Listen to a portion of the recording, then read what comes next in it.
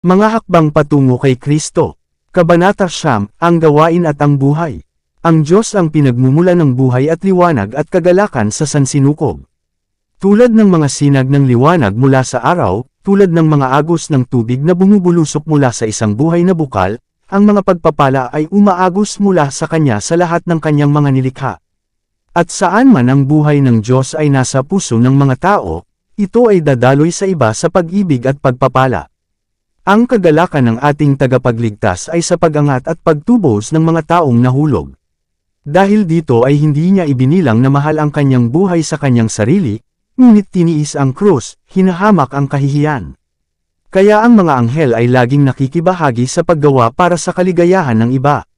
Ito ang kanilang kagalakan. Yaong itinuturing ng mga makasariling puso bilang nakakahiyang paglilingkod, na nagsisipangasiwa sa mga kaawa-awa at sa lahat ng paraan ay mababa sa ugali at ranggo, ay gawain ng walang kasalanan na mga anghel. Ang espiritu ng mapagsakripisyong pag-ibig ni Kristo ay ang espiritu na sumasaklaw sa langit at ang pinakabuod ng kaligayahan nito. Ito ang espiritong taglayin ng mga tagasunod ni Kristo, ang gawain na kanilang gagawin. Kapag ang pag-ibig ni Kristo ay nakatago sa puso, tulad ng matamis na halimuyak ay hindi maitatago.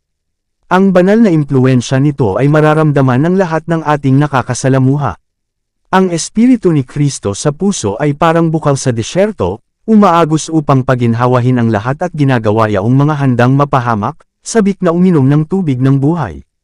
Ang pag-ibig kay Jesus ay makikita sa pagnanais na magtrabaho habang siya ay gumawa para sa pagpapala at pagpapasigla ng sangkatauhan. Ito ay hawantong sa pag-ibig, lamang, at pakikiramay sa lahat ng nilalang na pangangalaga ng ating makalangit na Ama.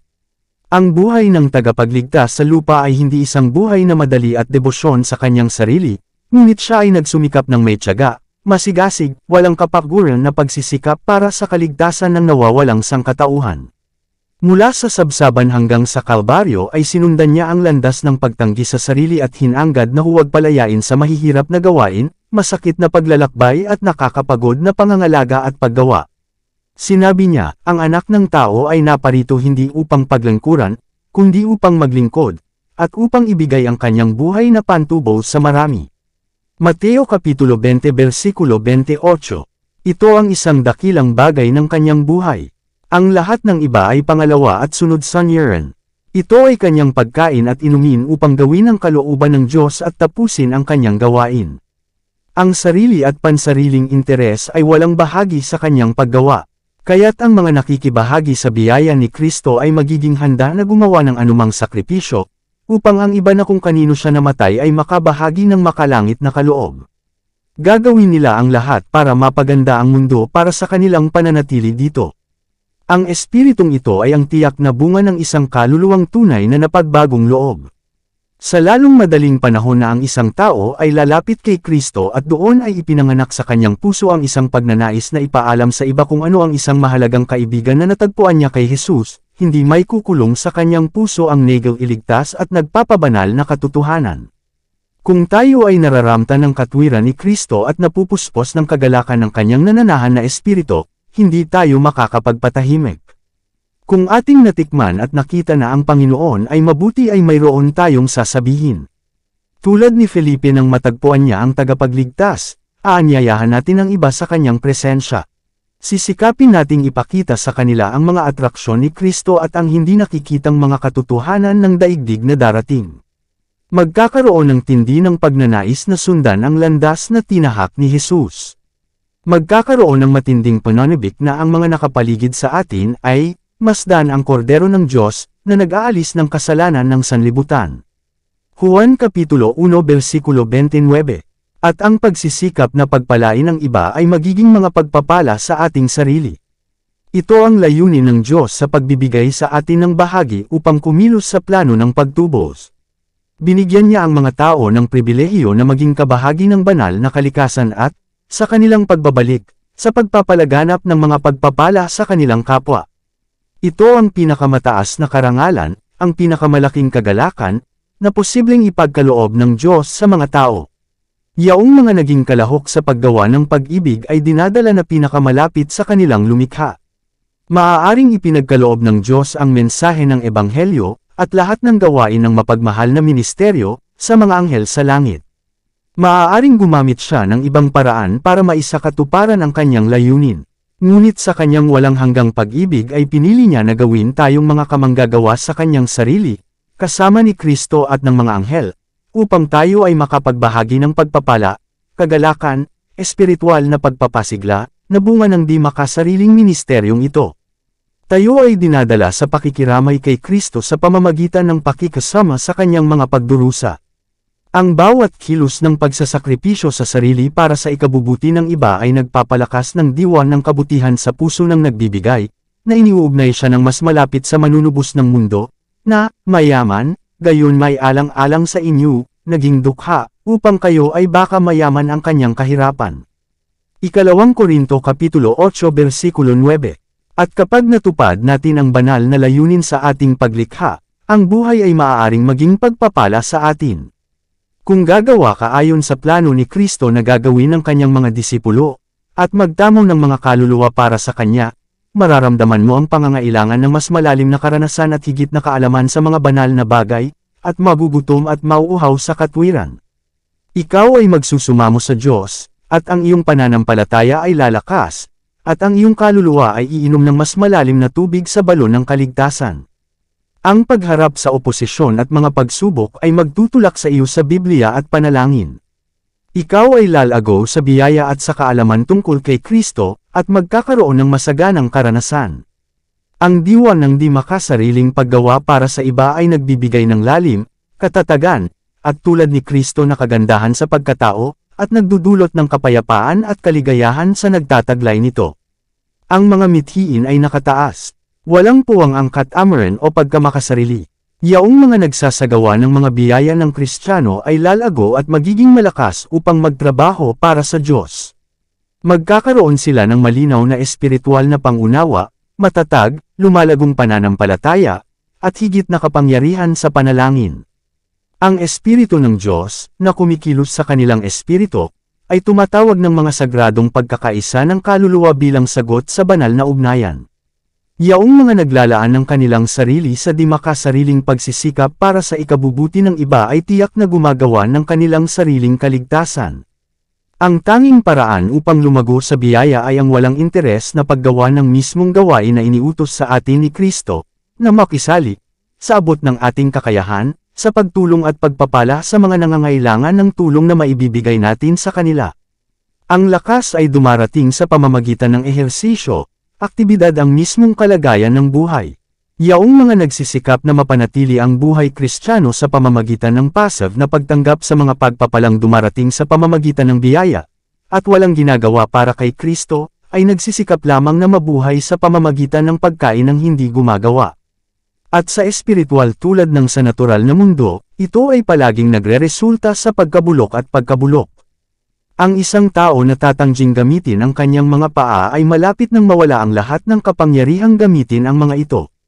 Kaya ang Kristiyano na hindi gagamitin ang kanyang bigay Diyos na mga kapangyarihan ay hindi lamang nabigo na lumaki kay Kristo, ngunit nawawalan siya ng lakas na mayroon na siya. Ang simbahan ni Kristo ay ang hinirang na ahensya ng Diyos para sa kaligtasan ng mga tao. Ang misyon nito ay dalhin ang ebanghelyo sa mundo. At ang obligasyon ay nakasalalay sa lahat ng mga Kristiyano.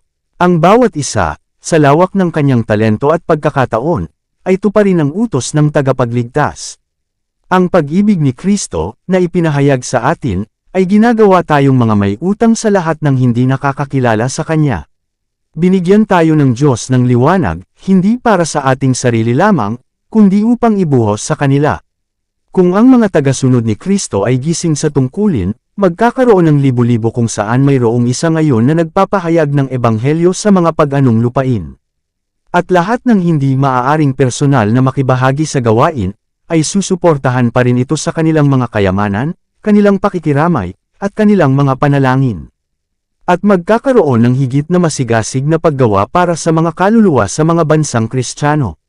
Hindi natin kailangang pumunta sa mga pag-anong lupain, o kahit na umalis sa makitid na bilog ng tahanan, kung naroon ang ating tungkulin, upang magtrabaho para kay Kristo. Magagawa natin ito sa bilog ng tahanan, sa simbahan, sa mga nakakasalamuhan natin, at sa mga nakikipagnegosyo tayo. Ang malaking bahagi ng buhay ng ating tagapagligtas sa lupa ay ginugol sa matiyagang pagpapagal sa tindahan ng karpintero sa Nazareth. Ang mga naglilingkod na anghel ay dumalo sa Panginoon ng buhay habang siya ay naglalakad na katabi ng mga magsasaka at manggagawa na hindi kinikilala at hindi pinarangalan. Siya ay tapat na tinutupad ang kanyang misyon habang gumagawa sa kanyang hamak na trabaho gaya noong kanyang pinagaling ang mga may sakit o lumakad sa mga alon ng Galilea na hinahampas ng bagyo. Kaya sa pinakamababang tungkulin at pinakamababang posisyon sa buhay, maaari tayong lumakad at magtrabaho kasama ni Jesus. Ang sabi ng apostol, ang bawat tao, kung saan siya tinawag, ay manatili sa Diyos. Unang Korinto Kapitulo 7 versikulo 24. Maaaring isagawa ng negosyante ang kanyang negosyo sa paraang luluwalhatiin ang kanyang guro dahil sa kanyang katapatan. Kung siya ay isang tunay na tagasunod ni Kristo ay dadalhin niya ang kanyang relihiyon sa lahat ng bagay na ginagawa at ihahayag sa mga tao ang Espiritu ni Kristo. Ang mekaniko ay maaaring isang masigasig at tapat na kinatawan niya na nagpagaw sa mababang pamumuhay sa mga burol ng Galilea. Ang bawat isa na nagbabanggit sa pangalan ni Kristo ay dapat gumawa ng gayon upang ang iba, sa pamamagitan ng pagkakita sa kanyang mabubuting gawa, ay maakay upang luwalhatiin ang kanilang lumikha at manunubos. Marami ang nagdahilan sa kanilang sarili na ibigay ang kanilang mga kaloob sa paglilingkod kay Kristo dahil ang iba ay nagtataglay ng higit na mataas na mga endowment at mga pakinabang. Nanag ang opinyon na tanging ang mga may talento lamang ang kinakailangang italaga ang kanilang mga kakayahan sa paglilingkod sa Diyos. Naunawaan na ng marami na ang mga talento ay ibinibigay lamang sa isang partikular na uri na pinapaboran na hindi kasama ang iba na syempre ay hindi tinatawag na makibahagi sa mga pagpapagal o mga gantimpala.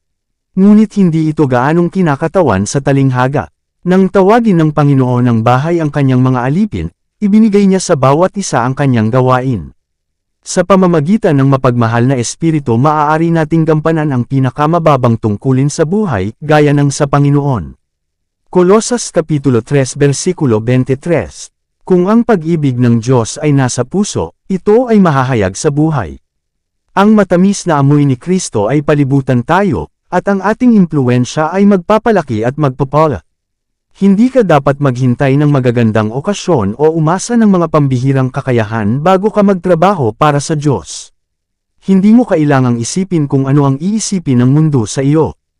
Kung ang iyong pang-araw-araw na buhay ay isang patuto sa kadalisayan at katapatan ng iyong pananampalataya, at ang iba ay kumbinsido na nais mong makinabang sila, ang iyong mga pagsisikap ay hindi lubos na mawawala.